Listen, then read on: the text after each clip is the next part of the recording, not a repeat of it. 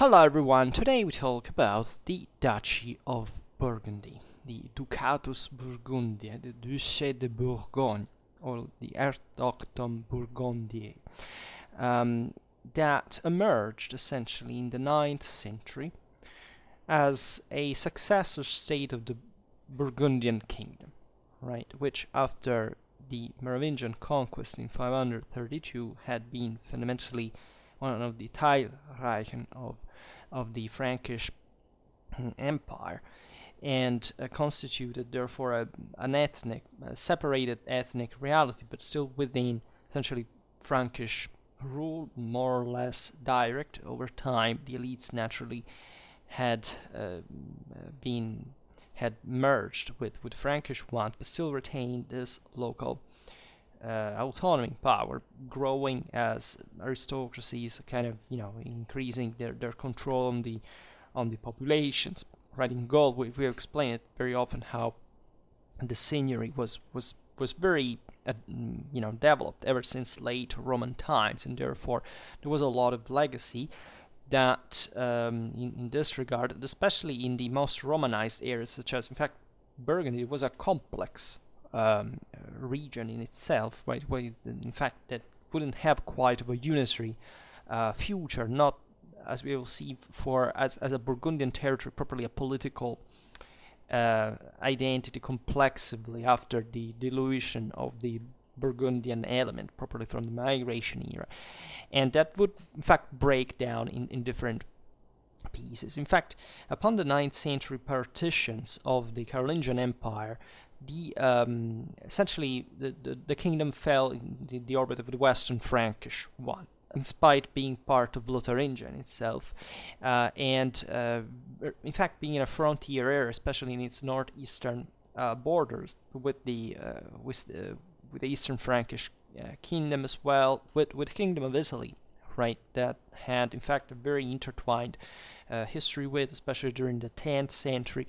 But at this point, in fact, the bloc had, and we will see it now, had segmented in different areas, including the Duchy of Burgundy proper. In fact, this is the one we're discussing today, and there is a bit of confusion. Maybe at some point we will properly make, explanatory video to, just getting the essentials of who, and in between, for example, the Duchy of Burgundy, the County of Burgundy, the Kingdom of Burgundy, Arles or Arelate, and the duchy was created, as we will see now, by the King Robert II of France in 1004. So later on, during the Capetian dynasty, eventually Robert II's son and heir, the Western Frankish King Henry I, inherited the Duchy of Burgundy, but ceded it to his younger brother Robert in 1032. This began a line, a Capetian line, within the same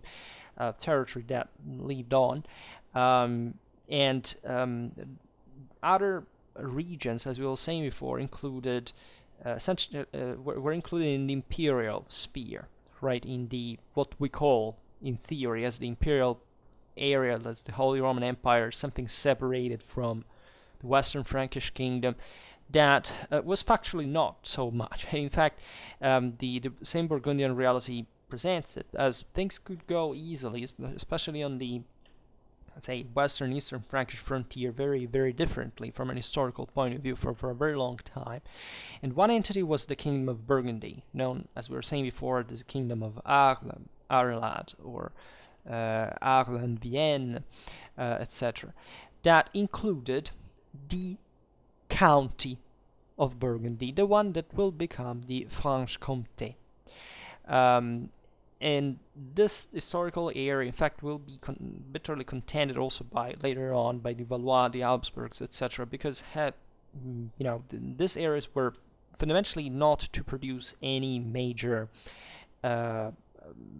statal reality, except for the Duchy of Burgundy proper, that expanded in the area as essentially as a dynastic sum of fiefs and other pertinences and inheritances, assets, etc., that, as we will see, evolved in what is called the Burgundian state, that we will not discuss today because it's an important chapter on its own. We'll actually talk about it at the end, but we will make another video explaining its full history because it's something more concrete and more emerging in, say, in late medieval history as, in fact, one of the most important we can't call it statal in a way, entities in Europe at the time, having a dramatic prestige and chivalric valor and military organization, and eventually, however, collapse, also proving, somewhat a fragility at some levels. But even there, things might have gone really different. So the aforementioned Robert II of France had become the ancestor of what is known as the Ducal House of Burgundy. That essentially were Capetians, right? Just a cadet branch of the French royal, of the monarchic dynasty, and this would rule a territory that roughly corresponds to the modern French region of Bourgogne. And upon the extinction of this Capetian cadet male line, with the death of Duke Philip I in 1361, the Duchy of Burgundy reverted essentially to the main Capetian line with King John II of France and the royal house of Valois. That were, when we're talking about Valois, Bourbon, they are always Capetians, right? You just distinguish them because these had been, branches of the original dynasty that had ruled in these other fiefs of the crown, and that eventually succeeded, as we've seen also in this case, to other realities, including the same crown, but they're always part of the same family. And thus the Burgundian Duchy was absorbed in a large territorial complex after 1363, when the King John II granted the duchy to his younger son, Philip the Bold. Right, and that through a dynastic ties, we will see, especially with the marriage with Countess Margaret III of Flanders, the last heiress of the Comital dynasty of the Flanders, the Dampierre, laid the foundation of, in fact, through this enormous fief sum, let's say, dynastically built, to the so-called Burgundian state that, importantly enough, also expanded militarily its control over the Low Countries, expanding further, not just militarily, but also, properly pursuing an autonomous policy from the one of the Kingdom of France in itself. The Burgundian Netherlands would grow, in fact, as this moment, as an important, also with a sense of properly proto-national identity that was compacted by the Burgundian administration in areas that, as you know, were very urbanized, very different from Bourgogne. It was essentially a proper that was like a feudal area, was completely French in a sense, and that instead gave the chance to the House of Valois Burgundy to also acquire important assets that were more centralized, richer, all these richer towns there. Even, I don't know, militarily speaking, those areas produced an important amount of artillery was developed, in fact, in the Burgundian armies as a permanent artillery park before the Same Kingdom of France.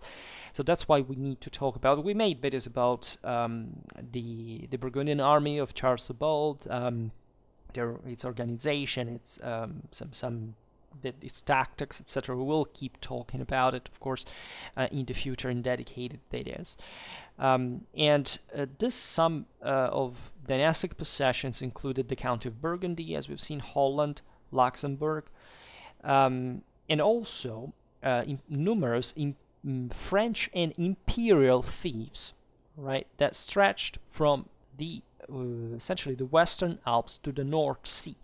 So it's something that was similar to what had been the Middle Frankish realm of Lotharingia back in the day, that had remained historically parceled into a series of dynasties, of communities, etc., without any power, major regional power emerging from it, right? So the Burgundian state is very fascinating because it's fundamentally built across France and the Holy Roman Empire, and it came to fill a gap in a moment of crisis, right? During the 100 Years' War for France, after essentially with a very fragmented kingdom of Germany, etc., and all these areas in the middle were built, quite carefully, quite,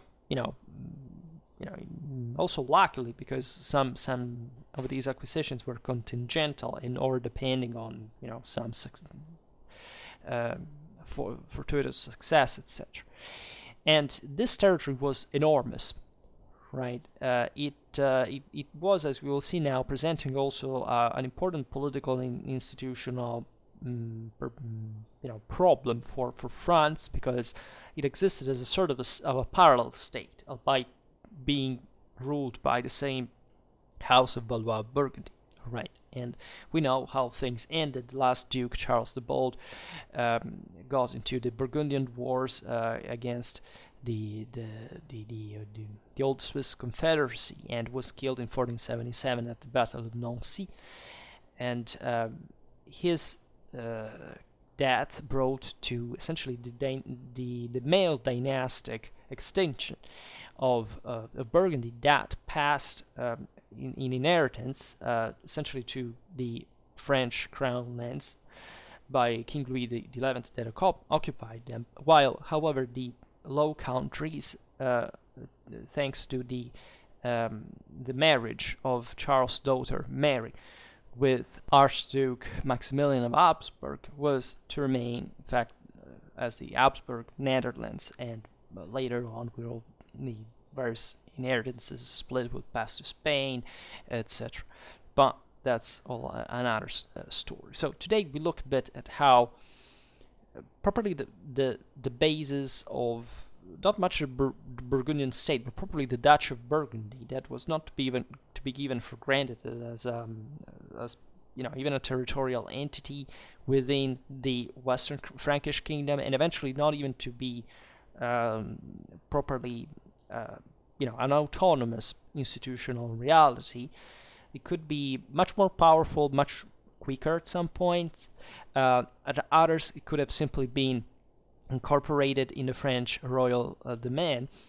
Instead, things went kind of a middle way that is, of course, the historical one, and one can speculate in perspective whether that was what might have happened, because these were huge assets, could quite quickly shift towards different directions at some point of their history, and really changing European history deeply, forever. So as we've seen, the kingdom of the Burgundians had more or less enucleated this area that was, in the moment of Burgundian settlement, already complex in its territories, right? The Burgundians were an East Germanic tribe that first settled across the Rhine during the 5th century, then they were crushed by the Romans and deported. This region that included some areas of Sepaudia, of what had been mostly the Lugdunensis, Gaul, and with important centers such as Vienne, that would remain, in fact, also in medieval times. And the main settlement happened around Dijon, Chalon-sur-Saône, Mahon, Autun, Châtillon-sur-Seine. And the Burgundians gave the name to the region, fundamentally. And Childebert I managed to crush, let's say, the last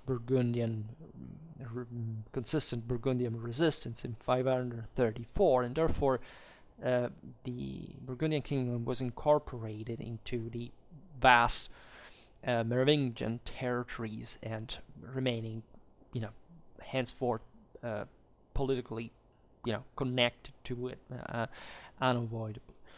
And this territory was already somewhat unstable by itself, as we've seen, and it grew more with the development of local seigneuries and further Frankish repartitions, right? And Burgundy had maintained some autonomous cultural features. For example, these were much more Romanized lands, right? They had fundamentally a written law, differently from the Frankish Reichenburg. It was essentially passed down orally, and the Burgundian law, Lex Burgundianum, also known as the Loi Gombet, right, is one of, together with the Visigothic, one of the most important of Romanized Germanic law. And the area had also been ravaged by the Saracens, especially in the south, the Mediterranean area, but they had come across, even the Alps, right, arriving into the upper Rhine Valley. So this produced some kind of political compaction around, mostly in the hinterland, that would consolidate further the emergence of a Burgundian fief, let's say. And when Charles Martel drove the Saracens out of the area, partially, by the way, because they would fundamentally, come back, and there was always a very constant presence and connection with the Rhone Valley in the Mediterranean, Piracy, etc. He divided, however, Burgundy into 4 commands. One was Burgundy, one Vienne Burgundy, Alemannic Burgundy, and Frankish Burgundy, that already reflect as themselves these 4 areas that were. Arles was essentially the Mediterranean one, a bit like modern day Provence, right, as the one projected towards mostly Italy, and the Tyrrhenian Sea, and so on, which was importantly connected with the imperial title in Rome. And one of the Italic kingdom. Then Vienne Burgundy was properly the core of Burgundy, as such, revolving around this important Roman center and controlling an important series of traffics properly from the Rhone Valley, from the Mediterranean to Central Europe. Alemannic Burgundy was instead the one at the border with, in fact, Swabia, and had a very important strategic value that would keep floating historically in the Middle Ages.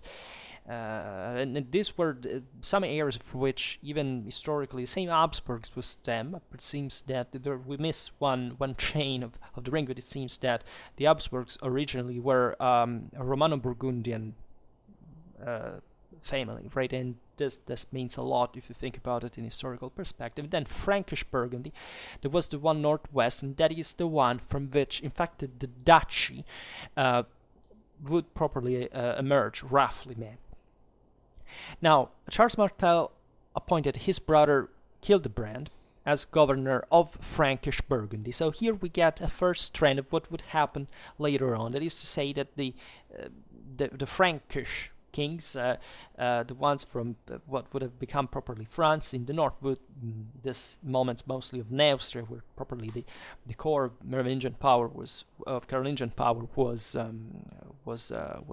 grounded, right? At least, but any Frankish power that also in previous times conferred, like, we wanted to have a very direct connection with that area, and the same Charles Martel's brother installed there is the most direct proof.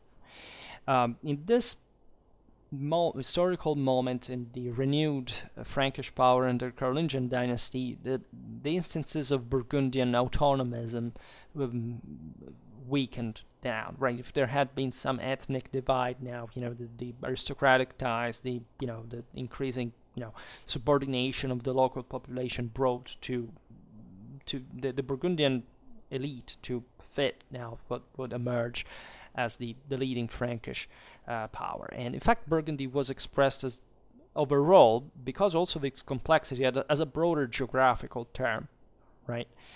And referring, by the way, only to the area of the counties of the former Burgundy. So without any specific also institutional role, like from an administrative point of view in the kingdom. So these previous Frankish Burgundian counties are properly the districtual base for the emergency of the Duchy of Burgundy and the County of Burgundy, that essentially were further defined at the collapse of the Carolingian Empire, and therefore of the strengthening of local powers, especially after the partition of the empire with the Treaty of Verdun in 843. In this quite troubled situation, because the Western Frankish kingdom was fundamentally the most unruly of all at this point, at least the one that was, more kinetic, let's say, and at this point under Charles the Bald, already is displaying that those traits of fragmentation that would become characteristics of the same in the following centuries. The same king appointed Guerin of Provence to the administration of the counties of Chalon and Nevers, that were essentially very important strategic positions on the western Frankish border, that Guerin would have had to defend, and for this he would be called, in fact, as dux or duke, to stress the military function of the same enfeoffment.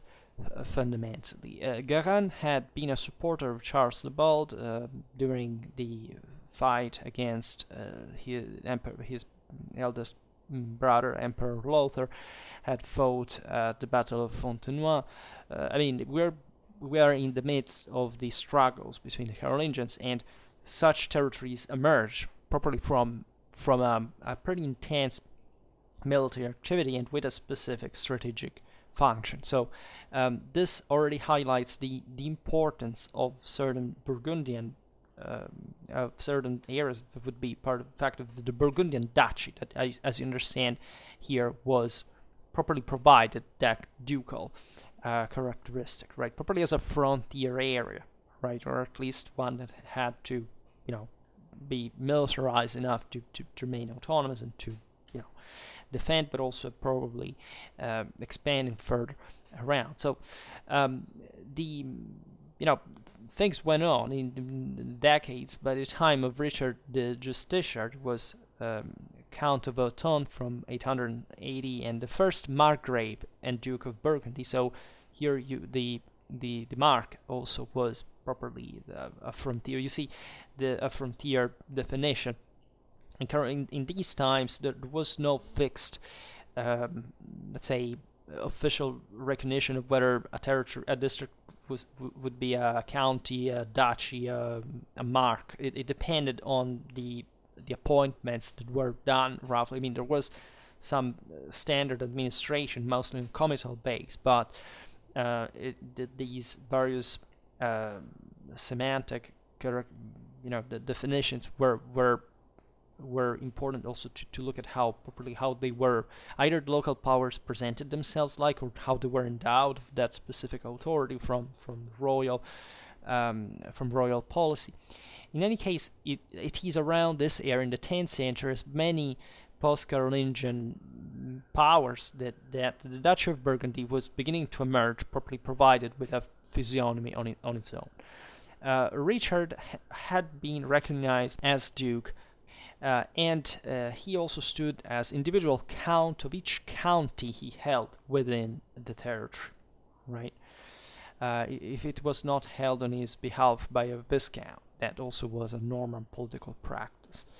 And Richard the Justiciar managed to accumulate an impressive amount of power in the duchy, and so to properly secure the same title, right, of dux and the corresponding ducatus. And this duchy included important areas: the Autun, the Beaunois, the Avalois, la Soie, the Jonnais, Mémontois, Autuyet, Auxerre, Auxois, Deuxmois, Auxerrois, Nivernois, Chenois, Messois, etc. So we're talking about very important cities in this crucial area, fundamentally looking at both watershed, the Atlantic one and the Mediterranean one, Romanized areas, fertile territories, by the way, well served also by a river net, right? So this was making the wealth of Burgundy, in fact, would grow further during the Middle Ages as for example, one of the greatest wine producers in Europe. Still today, I mean, famously enough, but it was said by the 13th century by observers passing by that these guys made nothing but producing wine because its exports was enough for buying any other kind of service, production, good, whatever. However, back to the 10th century, under Rudolf or Raoul or Ralph of France, he was king of France from 923 till his death in 936. It was son of Richard, right? So this also shows you how powerfully connected Burgundy already was, again, with the Western Frankish kingdom. The duchy acquired a further importance because of these very ties, and the same Rudolf, in fact, as king, managed to control an important asset connecting essentially the Neustria area with Burgundy, etc. And it was mostly from the Burgundian estates that he managed to get the resources necessary to fence off his enemies, right, in this very difficult task of securing an autonomous rule of the Western Frankish monarchy. And under Hugh the Black, Duke of Burgundy from 923-952, Burgundy began to be, let's say, looked upon ever more increasingly by the neighboring Robertian family of the Counts of Paris, who held the title of Duke of Francia. And this family wanted essentially to collect what had been Carolingian legacy. They would succeed, in fact, had been giving birth to the Capetian dynasty, and attempted to subject the Burgundian duchy to their own authority. This failed, right? They fundamentally were to leave the Burgundian duchy as an autonomous region on its own. And already here you find what will become the main issue between the French kings and the Duchy of Burgundy, right? That dynastically they could even succeed to the ducal title, etc., but they wouldn't be able to connect the Burgundian duchy to the royal domain as such, and the territories also were close. But this tells you also how resourceful Burgundy was to resist these annexation attempts, right? And two brothers of Hugh Capet, king of the Franks, between 987 and 996, and founder of the first kingdom of the house of the Capetians, in fact, took up the rule of Burgundy as duke at some point. So this also was, the deal, as the Capetians managed to control it, but not as a royal domain asset.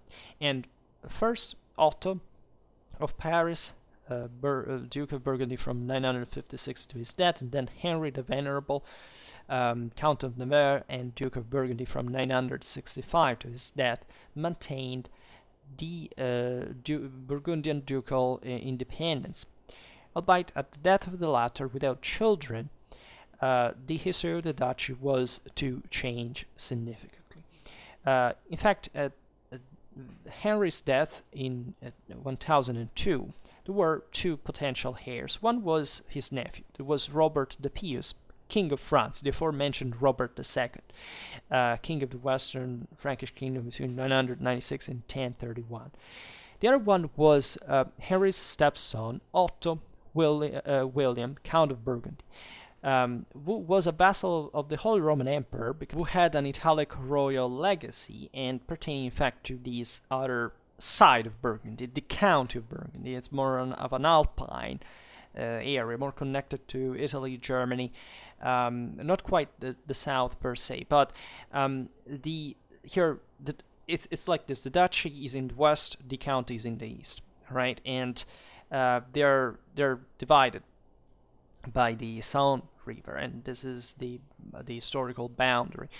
And as you understand, Otto's position was quite interesting, because not only he had been adopted by Henry as his stepfather, but by aiming at the succession to the Duchy of Burgundy, he could have reunified the wall, say east and west, right, and creating a very important political reality in 11th century Europe at that point. It also, very well entrenched, very well extended, also strategically defensible, etc. The problem was to acquire it, in a sense, and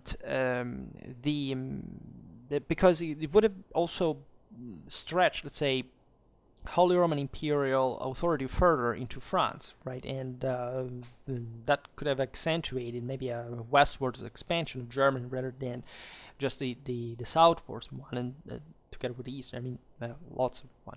But this was not to be. There was essentially a 13 years war, so that tells you also how closely fought it was, and how realistically could have been won by both sides without problem. And Robert essentially managed Robert the Pious to secure the control of the Duchy of Burgundy, right, and therefore gaining control of all the Burgundian counties west of the Saône River, including Dijon, and this state of things made any prospect of a united Burgundy evaporating, right? And the Duchy of Burgundy fell at that point historically within the French orbit, aside from its own internal political prerogatives. And actually, for a time, the Duchy of Burgundy did form the royal domain, right? But simply from a practical point of view, this territory could not be, by the 11th century, controlled directly from the Western Frankish kings, right? Not just because of the same Capetian family feuds, but also because the local nobility was very powerful, well entrenched in its own territory, and was developing all a sense of prerogatives of autonomy, of internal Burgundian system that was escaping essentially from an annexation attempt from the side of the royal domain. And Robert the Pious eventually gave the Duchy of Burgundy to his younger son, the homonymous Robert. And when King Henry I of France, acceding the throne in difficult circumstances in 1031, found it necessary to secure the loyalty of his brother, right, because they were both sons of Robert the Pious, he further enhanced the rights given to Robert in the year after, right? So this was a way essentially to say, okay, yes, we are part of the same dynasty, the same bloodline, but I will not try to, steal your part of inheritance, right? And thus Robert was to be properly Duke of Burgundy, and enjoying, therefore, by the ducal rules of the country, the freehold of, and to have the right to pass it to his heirs, which would make properly a dynasty of Burgundy under the Capetian control start. And as a rule established at this point in French history, essentially the Duchy of Burgundy owed allegiance exclusively to the Kingdom of France, right? So nobody at that point thought to were included within the Holy Roman Empire, etc. It doesn't matter whether the Kingdom of Burgundy Arles eventually was secured in the 12th century by the Holy Roman Empire, but even they're remaining very, very autonomous, so being a frontier area. But however, let's say, never under the direct control of the kings of France. So the Duke of Burgundy was sole ruler in his own land, right? And he was just internationally attached to the higher royal authority, but always ruled independently. This set all those that Burgundian mindset that would remain, in fact, in the following centuries, and would cause, as we were saying before, also some dynastic perplexities, because whoever was to succeed was to do it essentially just as a personal base, never with the acceptance from the local estates that the country could be integrated in somebody else's, in some other country's domain.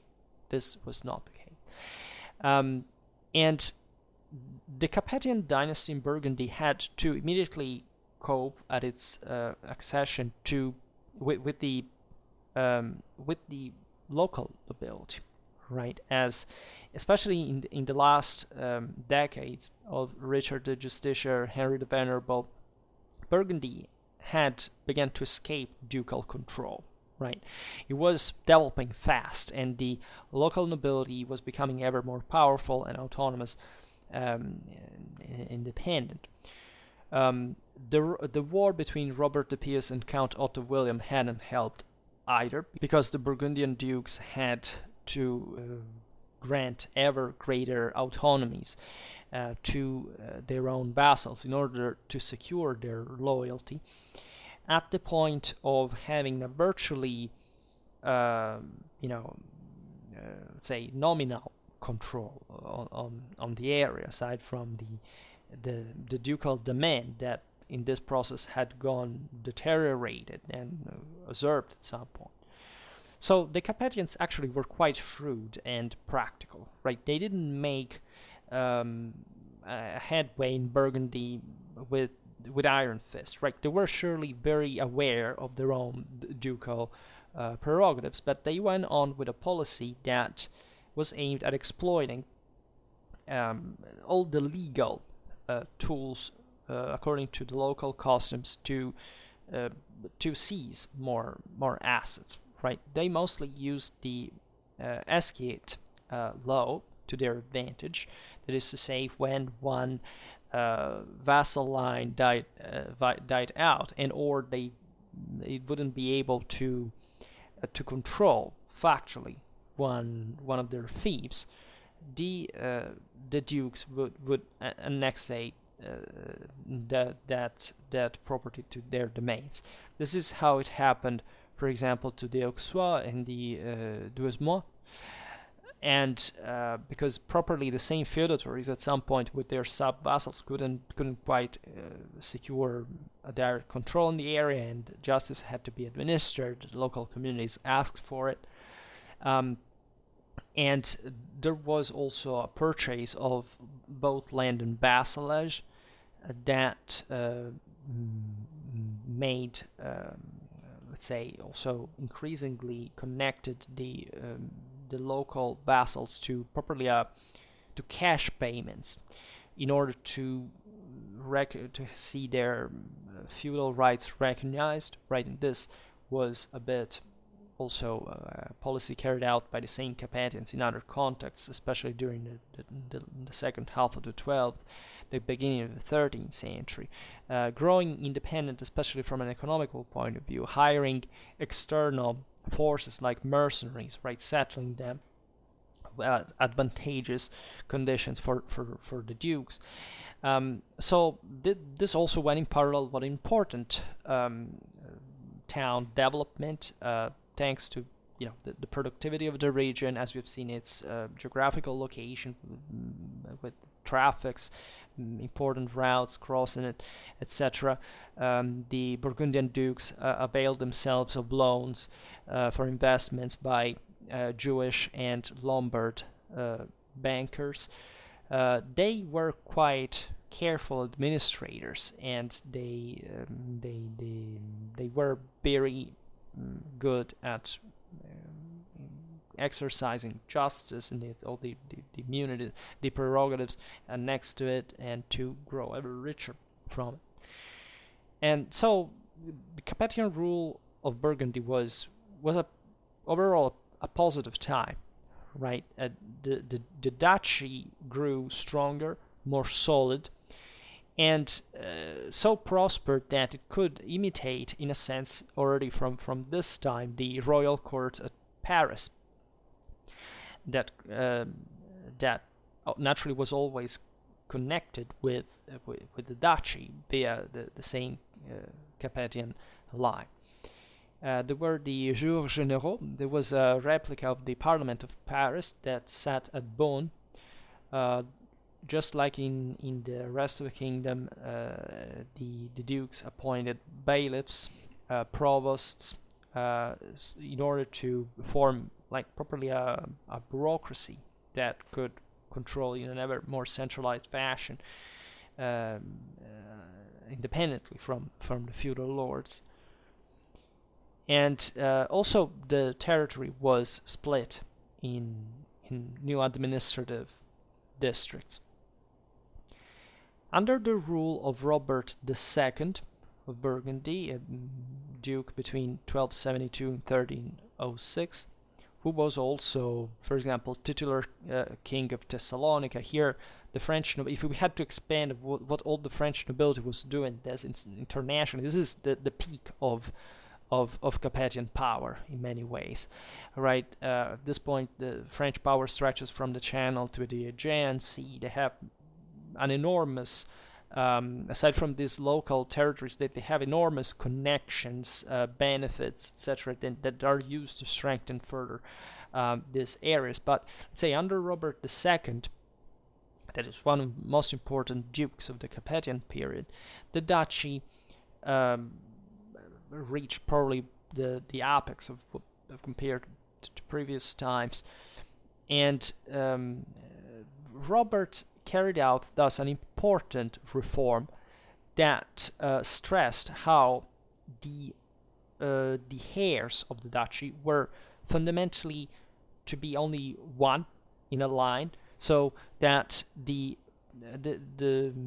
assets would not be split as it was traditionally since Frankish time, one part for each male, part also female heir, but just essentially one major heir of the whole duchy that thus was not to be split anymore. The rest of the heirs would receive just a series of canons, right, of which leaving off their own, blood fundamentally, bloodline, and thus maintaining, however, the bulk of the duchy intact, right? And this was quite, modern for the time being, where, yes, there were similar attempts in other regions, but Burgundy evidently had secured such strong internal power under ducal authority that the latter could enforce such measure. Also because the duchy was still, however,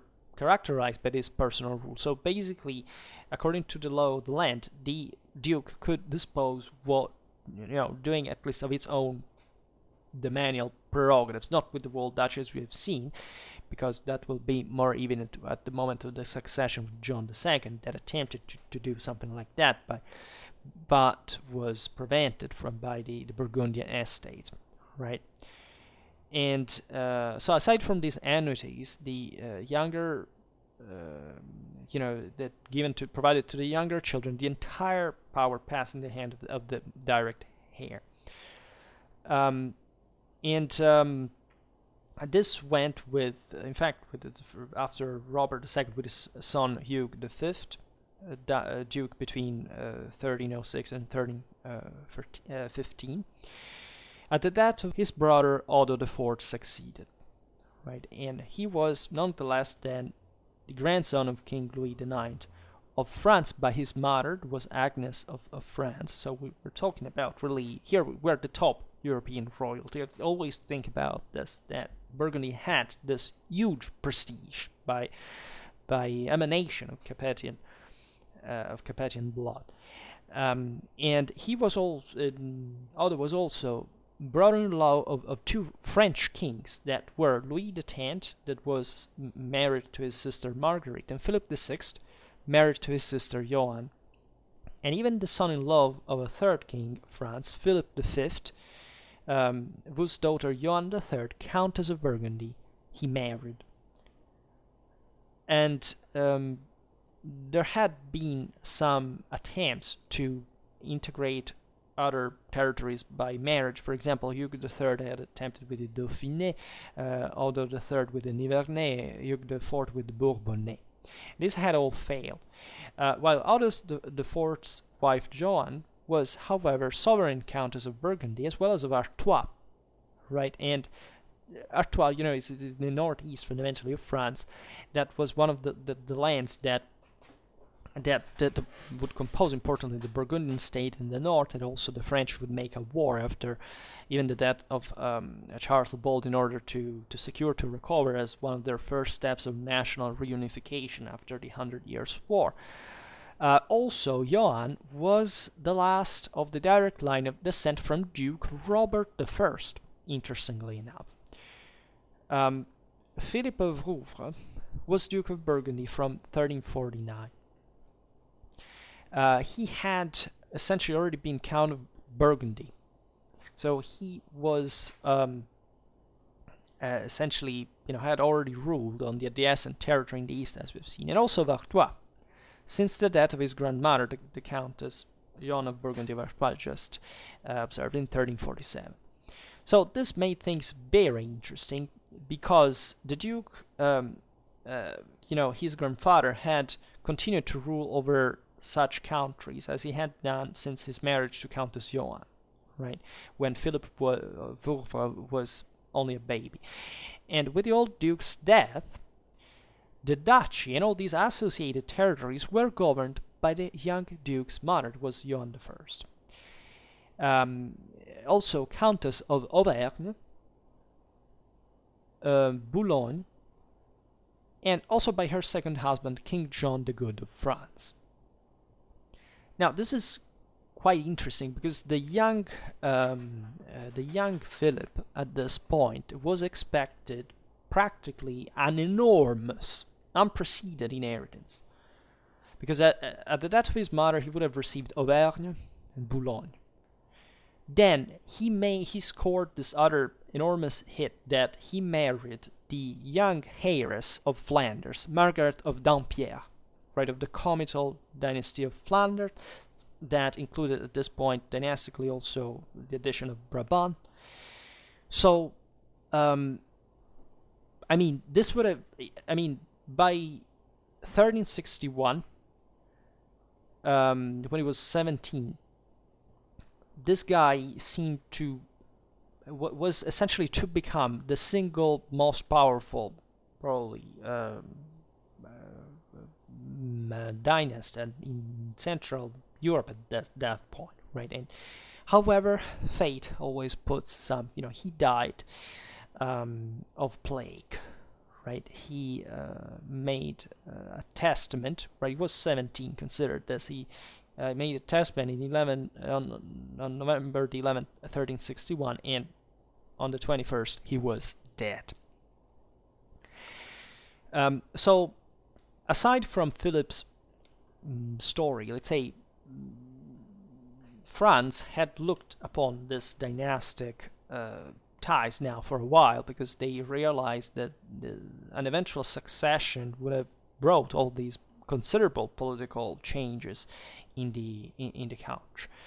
And in his testament, Philip had written that he would have appointed essentially any heir that would fit the rule of the land. It was fit for inheritance, right? And in Burgundy, this went by primogeniture, right? And since he was young and without children, there was nobody to inherit at that point, and as a consequence, his heirs would have been just the various next in lines of all the of all those territories that we listed before that had, as you understand, albeit intertwined, because as you will see now, there were lots of blood relations among all this nobility, but they were all separated and therefore could have not been brought together again. In fact, the counties of Auvergne and Boulogne that Philip had inherited at his mother's death in 1360 passed to the next heir, who was Jean de Boulogne, who was the brother of Philip's grandfather, William XII of Auvergne. The counties of Burgundy and Artois passed to the sister of Philip's grandmother, was Countess Johanne Margaret of France, who was herself the grandmother of Philip's young bride, Margaret of Dampierre. Now, as far as the Duchy of Burgundy, however, was concerned, things were much more complicated. Because, to make the long story short, let's say there were essentially two criteria of succession. One was, as we've seen, the primogeniture. The other was the closeness of blood, right? So primogeniture means that, your firstborn, whatever, in this, a boy or girl, right, doesn't matter, is, and therefore their firstborn children are going to inherit, right? For example, something similar happened in England at that point. When Edward III died, was very old, right? He had still, for example, John of Gaunt, his son, alive, that you think he would inherit. No, it was Richard. Richard II would inherit because he was the eldest son of his deceased eldest son, Edward, the Black Prince, right, or Edward of Woodstock, that had already died, right? So that was settled that way. There were similar examples in France at this point. The closeness of blood was something else. It was, how many generational, because it's descending in blood jumps, let's say passages that would be, right, in closeness in blood. This is also important because you can't have somebody that, had, there were multiple generations already, while somebody else, closer to the guy that had died at that point, that would fundamentally maybe consider that person as closer. So there would be different reasons. However, proximity in blood was also losing, let's say, force in Europe at the time as a succession criterion. But this was a problem because in female lines, actually going back further to Philip's grandfathers, etc., in terms of primogeniture, the heir fundamentally of the Duchy of Burgundy would have been Charles II of Navarre. That during the 100 Years' War, Navarre was allied with the English against the French, right? So it was somewhat unrealistic in the first place now, his succession to the Duchy of Burgundy. But juridically speaking, this guy was still, as the great-grandson of Robert by his elder daughter, superior in claim to succession to, instead, John II of France, right? That was the other, as the grandson of Robert II and King of France at that moment, let's say, grandson of Robert II by his younger daughter, right? And in this sense was also, a superior claim to Charles II in terms of proximity of blood, but still, as we've seen, not so favorably what was the international practice now becoming all the time. But still, he was the King of France, right? And Burgundy at this point was sticking to the crown. It had always remained faithful, fundamentally. So, had it been just a legal issue, probably Charles II would have been recognized as heir. But the Burgundians had stayed, always loyal, as we've seen, to King of France, even when they were to discuss this succession problems in a moment. It was quite delicate for the French crown because John II, as you know, had been captured by the English and made prisoner at the Battle of Poitiers in 1356, right? To which also John II had fought next to his father till the end and escaped, but also proving his valor. So he was a valiant sovereign that was well liked in France, right? So the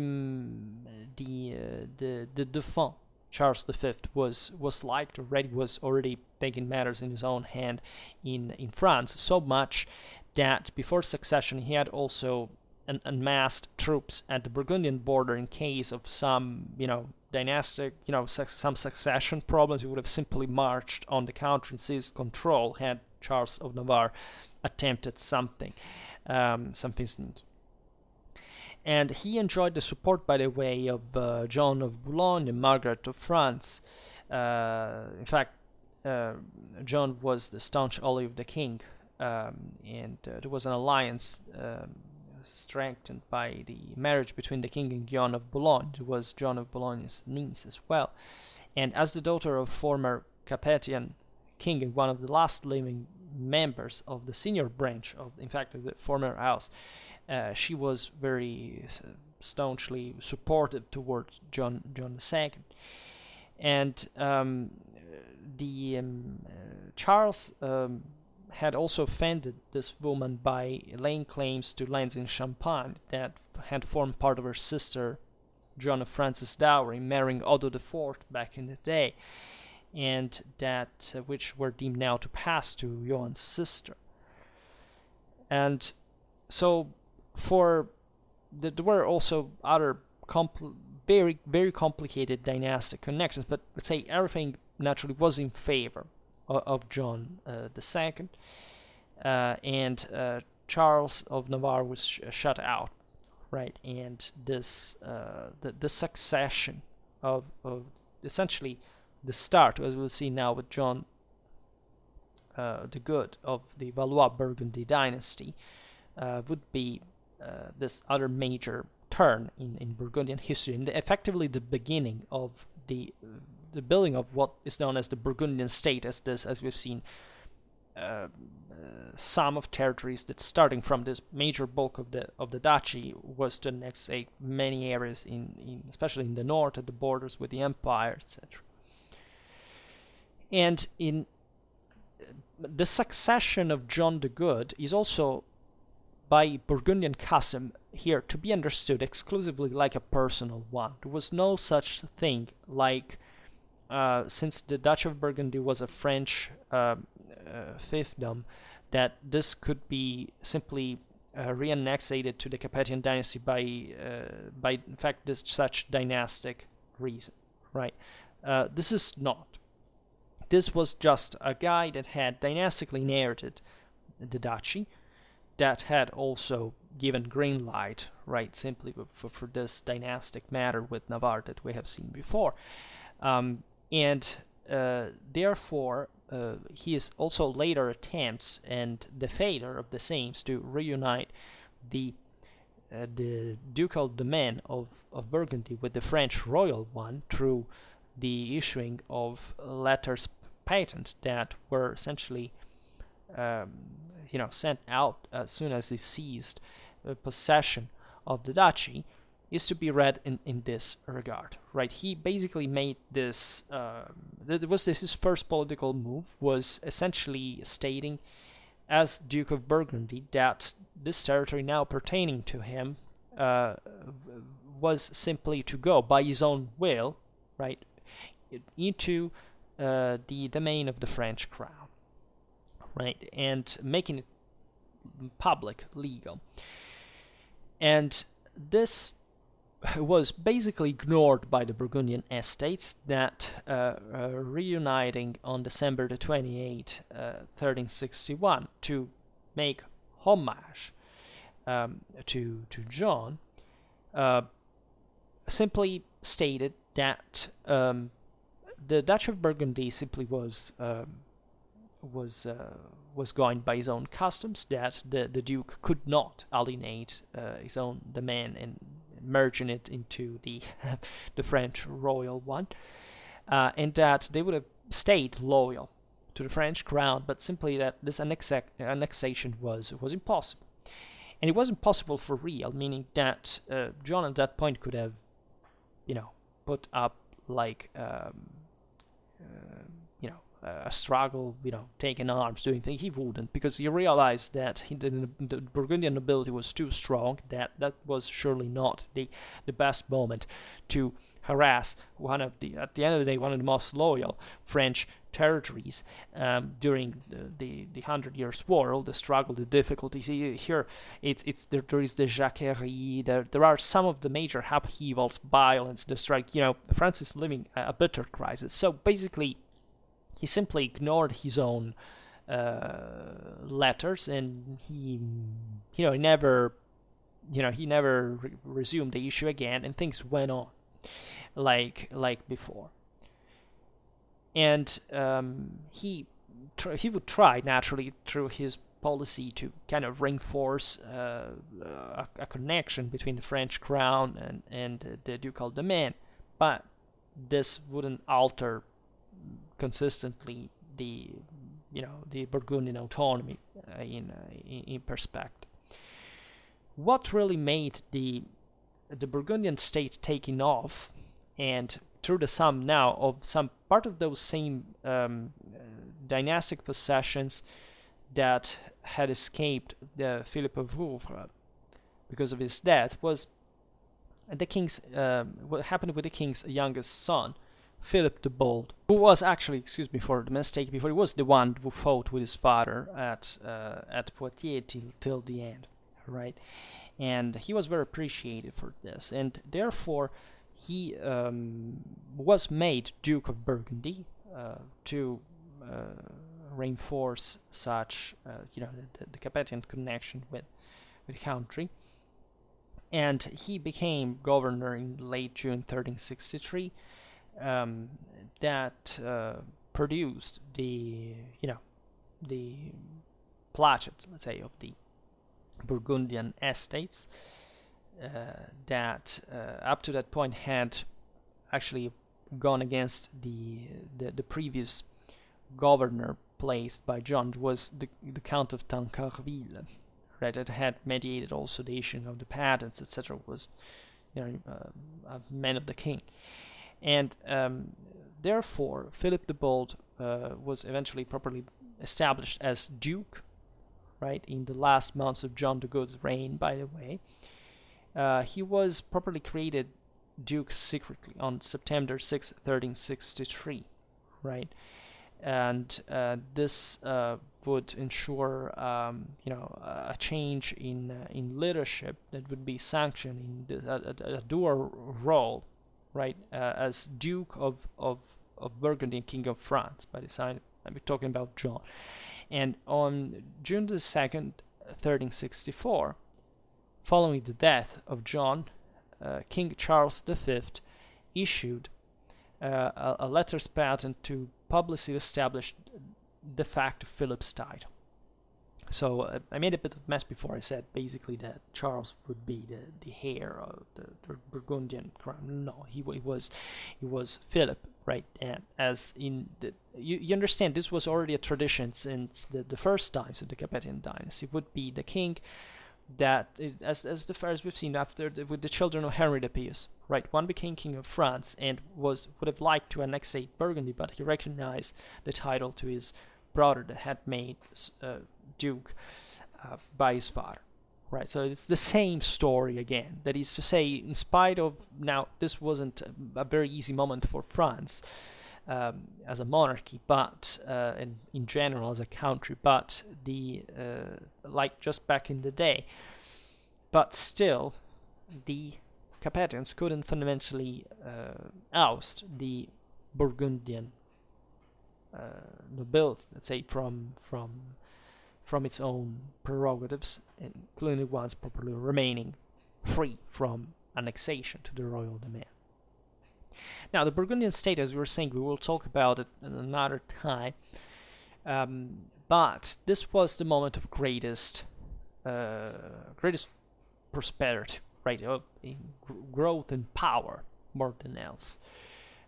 Because a match between Philip the Bold and Margaret of Dampierre, that was the widow of Philip of Rouvre, by the way, and therefore bringing all those assets before not only reunited the duchy with the county of Burgundy, because as we've seen, the county had been annexed by marriage previously, and she was the heiress of it. But also, the county of Artois was added, bringing in also the wealthy counties of Flanders, Nevers, and Rethel in addition. So basically, if you look at it on a map, this is an enormous territory. Basically, it's larger than the whole, let's say, the Paris area, the Champagne, Normandy, comparatively, right? It's an enormous thing. It's like, great part of the same French king's assets, and it's also richer, right? Flanders, the same Burgundy. These were, some of the most productive lands in Europe at this point. So it was an enormous power. And naturally, from a political point of view, this was mirrored by the Burgundian foreign policy that, as you know, took essentially an anti-French path, or at least, they started pursuing the objective, ousting the main Capetian line to rule France by themselves. Not that they liked the English, but they would side with them to reach that purpose. So all through the marriage of Philip the Bold and Margaret of Dampierre, and through their son John the Fearless, Burgundy accumulated such an enormous power to be able to act formally factually as an independent state, albeit as Dukes of Burgundy and a few other fiefs. They would be fundamentally still French vassals, right?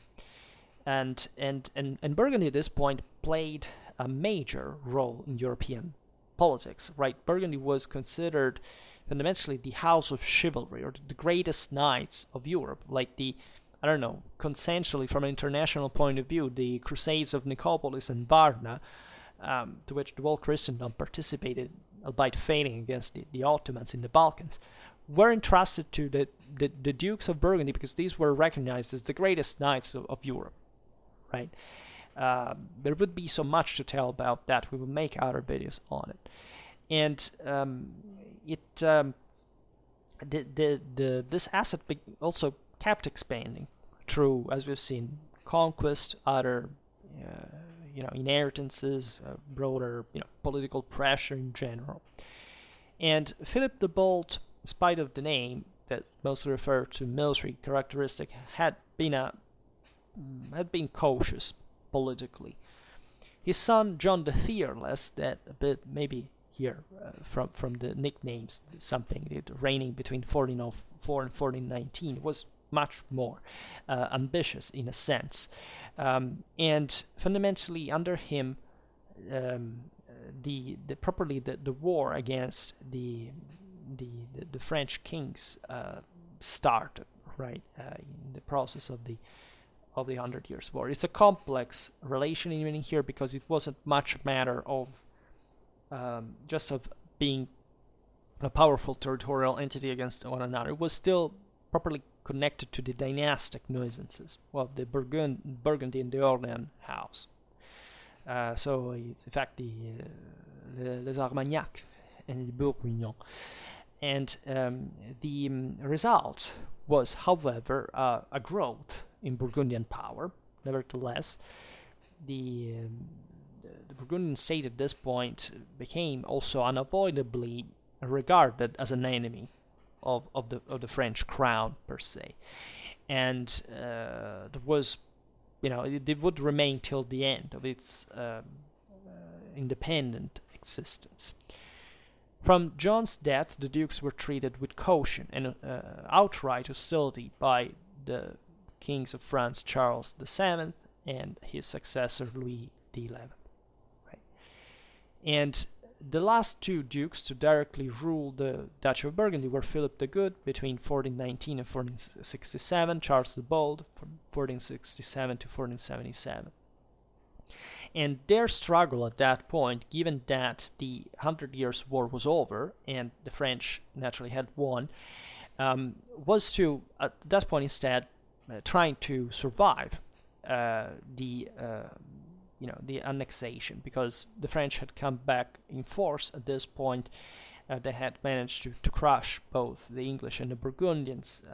All the mystics of the French monarchy had been re-established. France was at this point factually returned the largest power in Europe, and also the most precociously advanced state, for a series of reasons that had to do with both previously with French administration, administrative reforms, especially during the 13th century, then this metus hostilis and the prolonged military struggle that had seen the rise of de facto semi-permanent armies, or properly permanent armies in a nucleus at least, and the expansion of this enormous territory that was also, integrating other estates on its own, or at least claiming them back, because what the French kings had done fundamentally since the time of the Capetians was to get back what they had by right. The Western Frankish kingdom was a defined political territory. It was also strategically, arguably, a compact reality. I mean, France, more or less, aside from its eastern borders, in fact, it's a geographically compact reality that has its own raison d'être. In the south, there's another thing, but there was no major power that had risen on its own. So effectively, Burgundy was the only power at this point. It was the main power that always connected with the English, etc., the enemies of France, was standing between the reunification of the French kingdom from a territorial point of view, and not and so it's important also to stress how the same Duchy of Burgundy would be incorporated naturally in the Kingdom of France. Further, did contribute in the future also to boost just the power of the French crown, bringing by itself some administrative practices that had been quite advanced and developed in Burgundy itself, because of this important strength that the duchy had acquired also by exploiting the resources of other lands. I mean, if you take the lowlands, they were not happy to be under Burgundians. They had been fighting under the French all the time, and they were basically defeated by the French in the best of the Burgundians, because technically that's what they were. And we also talked about this in the video about the Flemish army, Flemish tactics, Flemish army's organization, and this had generally profited the Dutch by itself, that had mostly taken from those more fragmented areas that were also rich. So what a better area to expand and to reinforce the state further. And we know how things ended. Basically, Charles the Bold ventured in these wars against the Swiss. So he attempted some invasion of Germany at some point. Think about the siege of Neuss, etc. But France backed consistently the enemies of the Burgundians, the Swiss, the Germans, etc. And it managed. The Swiss defeated Charles the Bold multiple times up to the Battle of Nancy, when he was killed. And in this process, Louis IX of France, given that there were no other male heirs, and that they did the thing much more swiftly on the point of the sword, basically, escated the Dutch, and absorbed it into the French crown. So this was an historical moment. As we also well know, Charles the Bold's daughter, Mary of Burgundy, inherited the rest of her father's domain, and claiming also the Duchy of Burgundy. In fact, later on, her heirs would go on, still today, right? The current King of Spain, Felipe, claims the title Duke of Burgundy through essentially the Habsburgic legacy, as Mary got married with Maximilian, Archduke of Austria and Holy Roman Emperor. From there, Philip the Fair, Charles V, etc., and as we were saying before, all the legacy also with Philip II, the Spanish Netherlands, all these things, and there was in our closer times, in fact, the war of the Burgundian Succession that was fought exactly for this reason between 1477 and 1482, because naturally the Habsburgs didn't want to lose also the legal possession of the Duchy of Burgundy. Right, they acquired all the territory in the north that, frankly, was also kind of a bit of the reach of the Austrians, because Austria wasn't this enormously dramatic power this time to manage to secure with iron fist the rule on the lowlands. Right, the lowlanders were also very cautious of their own prerogatives that they had partly matured, in fact, during the same Burgundian times. So, from an administrative point of view, there was some Habsburgic success, but even the military reforms, for example, to replicate the Swiss army in Flanders by the Habsburgs, the broad Swiss advisors there, they scored the Battle of Guinegate. That was also kind of a draw, but the main partition would stay with the lowlands in Habsburgic hands and the Duchy of Burgundy firmly until in the hands of the French kings. And this went on because still at the time of Francis I and Charles V, there were all these issues. There were also one of the French Comté that was contended also by properly passed from the French to the Habsburgs and back and forth because of the wars of Italy and the upheavals when Francis I was captured in Pavia in 1525 and all the promises that he made to restore some possession. And this is also fascinating because as Duke of Burgundy, Charles V would figure technically as a vassal of the French king, right? And there were also nice.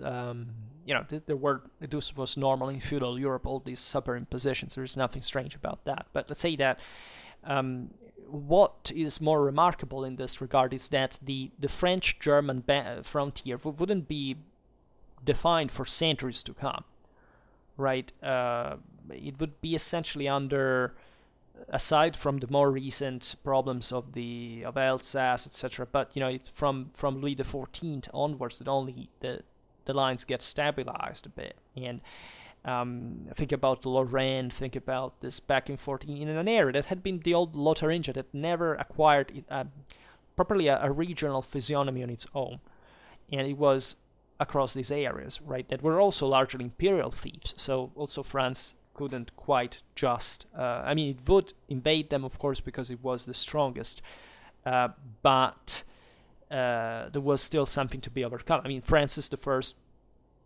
paid not enough, but still realistically to succeed as Holy Roman Emperor, and still this idea that every king from Western Christendom could be elected as Holy Roman Emperor was a real thing. So there are all these issues that were strengthened further by this Valois-Habsburg rivalry revolving mostly around these towns and these assets. And essentially, Maximilian of Habsburg recognized the annexation of the two Burgundies, the duchy and county, and several other territories at the time. And France retained, therefore, control most of his Burgundian fiefdoms, except for the county of Flanders. It was very rich, very advanced, and very difficult to control factually. Albeit it was all fragmented, but that's because you entered in imperial territory, and that's the normal. And that even the proximity of England there prevented the French, the imperial English alliance would prevent the French invasion of those areas. The French went for Italy because that was also because of dynastic possessions with, issues with Naples, with Milan, that was by far the richest, most important land at that point to be seized. The French considered Italy as a kind of an extension of its own country, but they agree. But that started the Wars of Italy, but the Wars of Italy eventually were essentially settled in favor of the Habsburgs in Italy, but they shifted towards Flanders in the second phase. So that was because, of course, of the attempt of France that would be renewed later on. Think about Louis XIV, always to secure those areas, to strip them from Habsburgic control. So, and in fact, even if the County of Flanders passed to Maximilian and Mary's descendants, they soon rebelled, because if the French couldn't control them, you can imagine the Austrians were, the French were next door, the Austrians literally from the other side of the Holy Roman Empire. And in 1493, the Treaty of Senlis saw the Maximilian's recognition for Mary's from his and Mary's descendants of the County of Burgundy, Artois, and Charolais. But the Duchy of Burgundy and Picardy were lost definitively to France at that point. So there was always this ambiguity about the Franche-Comté, etc., and other surround, because here we're talking about in general, but there were lots of other smaller fiefs that are very complicated to recollect. Well, it's a mess, the story. I'm making a brutal synthesis. So as we were saying before, with the Treaty of Madrid, the Duchy was restored briefly in favor of the Habsburgs, but Francis I eventually took that back, and there were some so the Habsburgs never gave up the title, because it's like those things like I don't know, before the English gave up the title of French kings. It passed, centuries and centuries would pass. But in general, so these were dynastic issues, as you understand it. They were very careful about, because at the time in Middle Ages, that those prerogatives were often basically the only ones, but the base of which of this fluid magma, still political entities still to stabilize, was based on, right? So it was always kind of unstable, but still a legal sanction was fundamental. The territory of Burgundy remained part of France till to this day, right? And the Burgundian title was interestingly revived every once in a while by French princes, like for political and symbolic reasons, both internationally against the Habsburgs usually, or for even some antiquary taste. Would say, for example, the grandson of Louis XIV was Louis, Duke of Burgundy, in fact, and the grandson of Louis XV was the short-lived Louis Joseph. And so another time we will talk more in detail about the formation of Burgundian state, as we have defined it conventionally as this very, very complex feudal sum of territories in Central Europe, stretching between France and the Holy Roman Empire, because that's properly it's considered historiographically another chapter, right? Today we explain how, mostly this relation between the Duchy of Burgundy carved out of the former Burgundian kingdom was that was not even a kingdom anymore properly at that time, but was always connected to the most important, to Western Frankish and eventually French royal dynasties, and how this territory was always coveted by the monarchy, but without any chance by local tradition to annex it factually to the royal domain. It doesn't matter whether, as it happened, fundamentally the French royal family still ruled there, because the same Valois Burgundy were Valois, just as like the French king. So this tells you how things can be complicated in reality, for the sake of command of control of contingencies and all. You can imagine all the communities that also took part to this system. And all right, we will see it on another time. For now, however, we stop it here. I just hope that you enjoyed this video. If you did, please share it. Otherwise, leave a like or subscribe to my channel if you're interested in my upcoming content. And for now, I thank you heartily for listening to me. I wish you a nice time and see you next time.